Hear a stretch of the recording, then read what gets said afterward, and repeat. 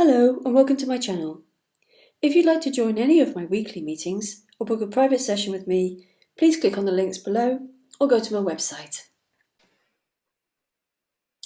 Non-duality always claim that therapy or seeking of any kind just made the prison more comfortable and that the only freedom was to lose the self. Yeah, well, they say all kinds of, that's an imprisoning statement in itself, isn't it? The prison more comfortable. What prison? What bloody prison? This is like the whole of life. Sorry, I'm ranting. It really annoys me when not you, Tracy, but that kind of like idea, because like there's no prison. There's no prison. Everything is absolutely free. The prison is these ideas. These ideas are the prison. Yes.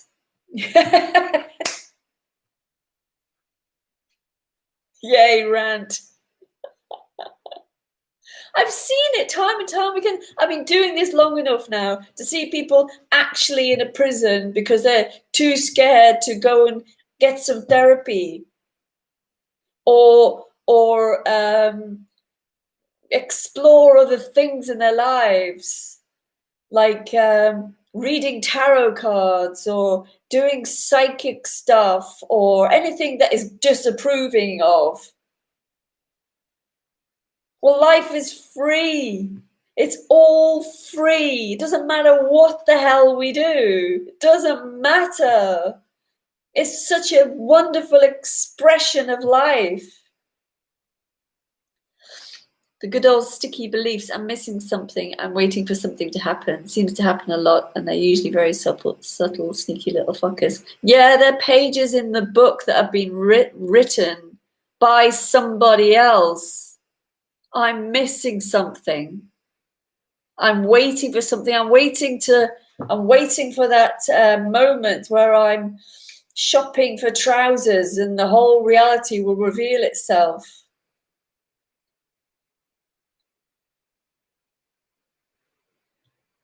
So here is life happening.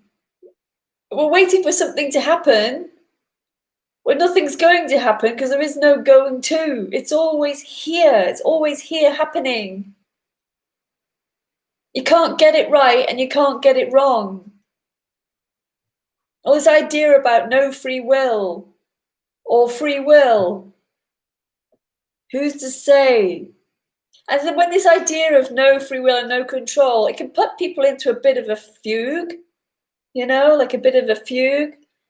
And it's like, whoa, well, everything's fucking pointless then. It's all pointless. Who's to say that? Who's to say there's no free will? And who's to say there is free will?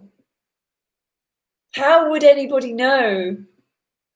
Actually, I think it's down to each individual.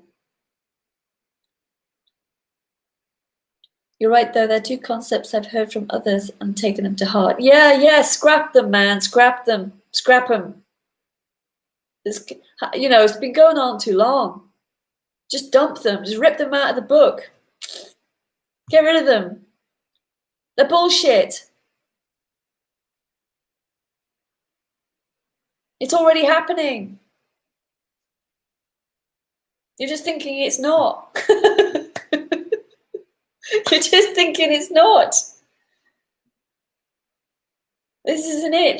This isn't it. Well, it is it. It's clearly it.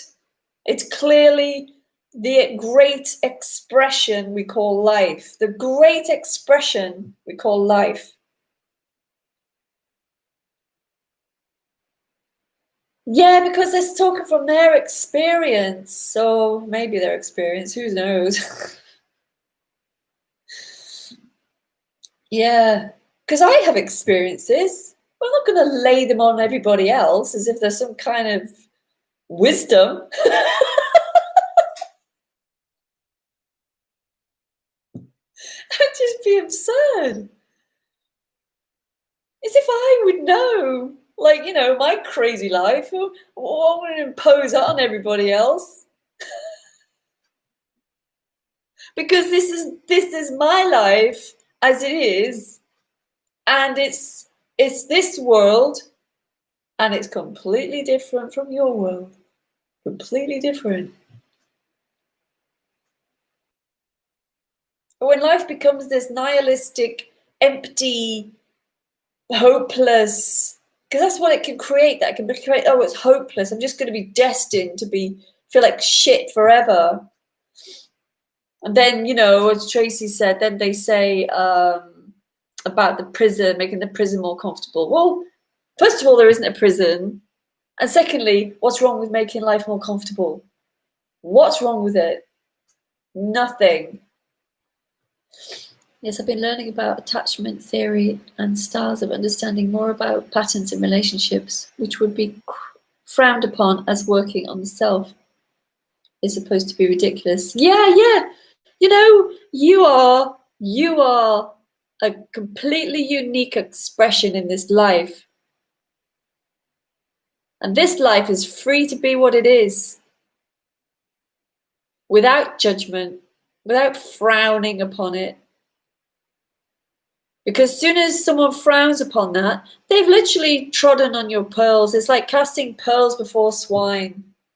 Along they come grunting, trample all over your joy, your investigation, your love of life, the things you enjoy, tramples all over them. If you got into Jesus, if it was like floating your boat and you were like, yeah, Jesus.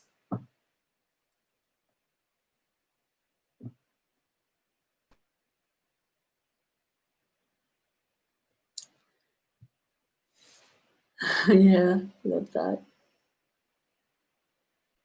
The weird thing is, they say there's no choice, then they frown upon the choices you make. Oh, that's funny, isn't it? Like therapy. If there isn't any choice, then what else could you do? Exactly. Exactly. It's irrelevant whether it was a choice or not a choice. I mean, we tend to go with things like, say it's things we enjoy. We tend to go from a kind of an excitement, don't we? Like, I'm excited to go and see a movie, or I'm excited to. It's a kind of a movement, isn't there? It's a movement. Is that a choice?